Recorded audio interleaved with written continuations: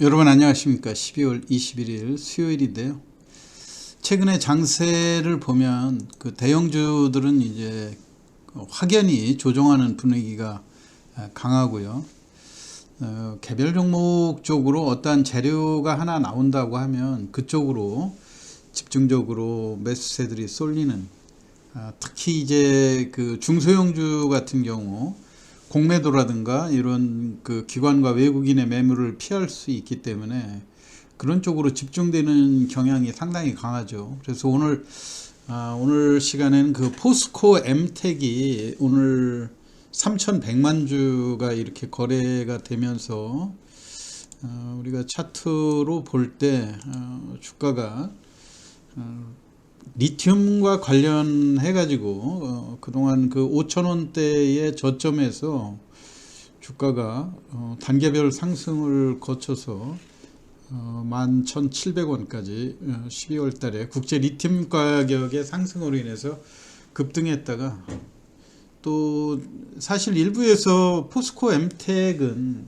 포스코 홀딩스라든가 그 다음에 이제 포스코 케미칼이 양극재하고 음극재 이런 것들을 다 그 직접적으로 생산을 하고, 또 포스코 홀딩스에서는 리튬과 관련된 그 리튬 광산의 개발을 하고 있는, 또 그 회사에 투자를 해서 자회사로 가지고 있는 이런 상황이기 때문에 포스코 엠텍은 우리가 그 리튬 관련 이야기가 나올 때 급등을 했다가 다시 또 어느 정도의 고점에서 대량 매물을 맞고 이렇게 장대 음봉을 맞게 되면 또 조정이 길어지는 이런 단점들이 있어요. 오늘 같은 경우도 이렇게 비록 이 시초가에 이런 뉴스들이 나왔었기 때문에 오늘 상당히 앞으로 100년간 쓸 리튬이 여기 있다는, 오늘 일부 조간신문에 이렇게 아주 큰 기사로 나와 있었기 때문에 기대감들이 대단했었죠. 이 아르헨티나에 있는 염호만 그 전기차를 3억 대를 만들 수 있는, 그러니까 전기차 3억 대에 들어갈 배터리를 만들 수 있는 용량이 그 이번에 아르헨티나 염호에 그 매장이 녹아 있다. 이게 그 호수에 이렇게 녹아 있는 거를 그 추출해내는 거 아닙니까? 소금을 우리가 추출해내는 그런 상황처럼 이 재료가 상당히 큰 그런 내용들이었기 때문에 기대감으로 그동안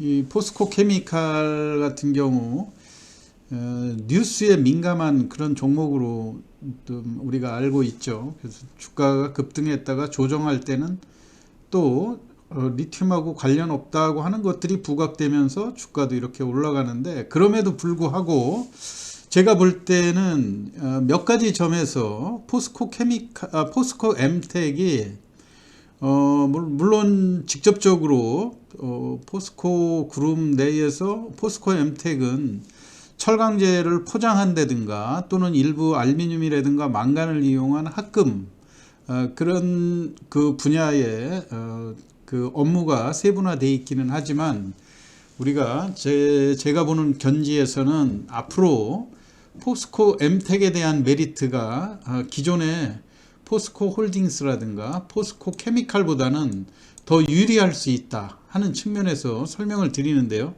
첫째로 우리가 이제 이런 내용들을 가만히 살펴보게 되면 리튬이라고 하는 것은 2차전지 양극재의 핵심 물질이기도 하고요. 리튬의 종류로는 지금 염호에서 채취하는 탄산 리튬이라든가 그 다음에 수산화 리튬, 그런데 일부에서 탄산 리튬은 LF 배터리를 사용을 하고, 그 다음에 이제 핸드폰이라든가 노트북, 퀵보드 등 이제 용량이 작은 이런 배터리 쪽이기 때문에 탄산 리튬보다 수산화 리튬이 더 중요하다고 이렇게 잘못 알고 있는 사람들이 있는데요. 사실은 탄산 리튬의 중요성도 상당히 높은 게 사실입니다. 왜냐하면은 수요가 그만큼 많거든요. 그리고 LFP 배터리도 지금 중국의 CATL이라든가 이런 쪽에서 이 LFP 배터리도 물론 이제 과거에는 용량이 크고 그 강도가 좀 약하다 해가지고 했는데 안정성이라든가 이런 면에서 뛰어나기 때문에 LFP 배터리가 점차적으로 보급이 확산되는 이런 추세에 있거든요. 그렇기 때문에 수산화 리튬 같은 경우 탄산 리튬을 다시 또 가공해야 되는 그런 그 고순도의 그런 절차가 필요하긴 하지만 그 단가 비용이 조금 더 수산화 리튬이 그 정제 비용이라든가 이런 것들이 많이 들어가고 손이 많이 가는 그런 상황이기 때문에 단가가 비싸긴 다 이렇게 알려져 있지만 지금 시중에서는 훨씬 탄산 리튬의 수요가 많기 때문에 오히려 가격이 더 탄산 리튬이 비싼 이런 상황이에요. 우리가 지금 현재 경유라든가 휘발유, 지금 경유가 과거에는 그 정제 과정이 그렇게 복잡하지 않고 그 많이 대량으로 생산할 수 있기 때문에 경유값이 쌌는데 지금 현재는 그 수요가 그렇게 많이 늘어나는 상황이고 지금 공급이 딸리다 보니까 휘발유 가격하고 경유 가격이 역전되는 그런 상황들이 있지 않습니까? 그렇기 때문에 리튬에서도 2차 전지에 탄산 리튬과 수산화 리튬을 구분해서 볼 필요는 없다고 하는 점이고요. 그리고 포스코 엠텍이 지금 그 직접적으로 포스코 케미칼이라든가 포스코 홀딩스처럼 포스코 그룹에서 리튬과 관련해서 직접적인 수혜가 없다 이렇게 평가절하할 것이 아니고요. 일단은 그 리튬과 관련된 기사들이 계속해서 기사화될 때 역시 제일 먼저 가격 메리트로 접근하는 종목이 포스코 엠텍이라고 하는 걸 봤을 때 이 포스코 엠텍을 단기적으로는 그 고점에 물리고 치고 빠져나가는 단기 세력들이 있지만 이러한 그 우리가 이 주봉으로 볼 때 차트가 확연히 달린 모습을 볼 수 있지 않습니까? 과거에 리튬에 대한 그런 중요성들이 언론에 가시화되지 않았을 때만 해도 이 그 포스코 엠텍이 장기적으로 이렇게 저점을 낮추는 이런 패턴이었다면 지금 같은 경우는 일단 단계적인 과정을 거치면서 저점이 높아지는 이런 패턴으로 전환이 됐다고 하는 점. 이 이야기는 뭐냐면은 결국은 포스코 엠텍도 지금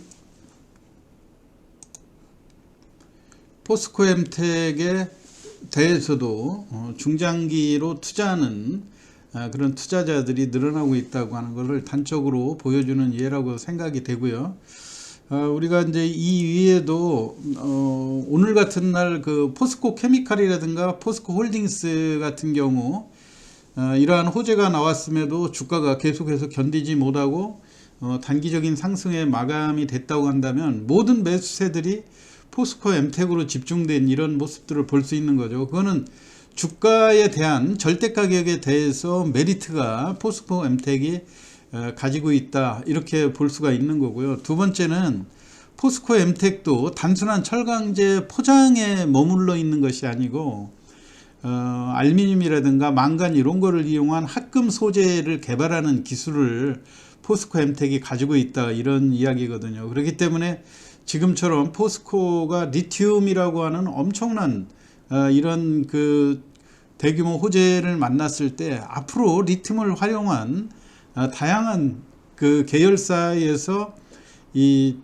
합금이라든가 이런 쪽으로 신소재 분야로 연구하게 될 때 포스코 엠텍이 아무래도 제일 유리한 위치를 차지할 수 있다고 하는 점에 있어서 포스코 엠텍에 대한 중요성도 새로운 각도로 봐야 된다는 이야기고요. 그리고 제가 또 중요하게 생각하는 건 이 수급 동향이거든요. 우리가 지금 포스코 엠텍 같은 경우는 시가총액이 3,800억 밖에 되지 않고요. 그 다음에 아무래도 이제 중소형주이면서 코스닥에서 기관의 공매도라든가 이런 걸 피할 수 있다고 하는 점이고, 그 다음에 이제 그 기관과 외국인의 손바뀜이 이 종목으로 원활하게 일어날 수 있다고 하는 점이죠. 이게 주가가 과대평가되고 미래의 성장성이 없다 생각을 했을 경우에는 개인들이 조금 올리다가 그 새로운 그 매수세들이 끊기기 때문에 주가가 고점에서 횡보하면서 거래량이 급격히 줄어드는 양상인 반면에, 지금 포스코 엠텍 같은 경우는 어떠한 단계적인 상승을 거쳐서 상승할 때 기관이나 외국인의 손바꿈이 원활하게 일어나는,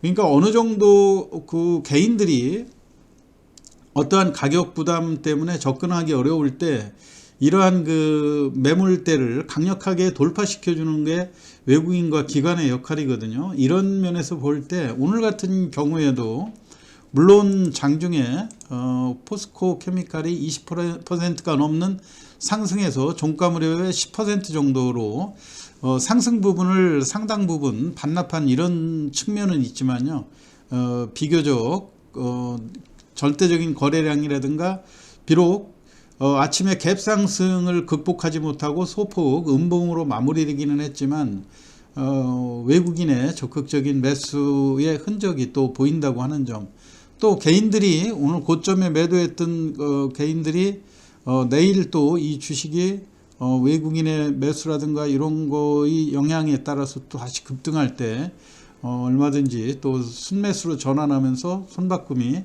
원활하게 일어날 수 있다고 하는 측면으로 볼 때, 포스코 엠텍은 이 재료가 갖는 그 파괴력 이런 걸로 볼 때 단기간에 끝날 주식은 아니라고 하는 그런 판단에서 오늘 포스코 엠텍에 대해서 설명을 드렸습니다.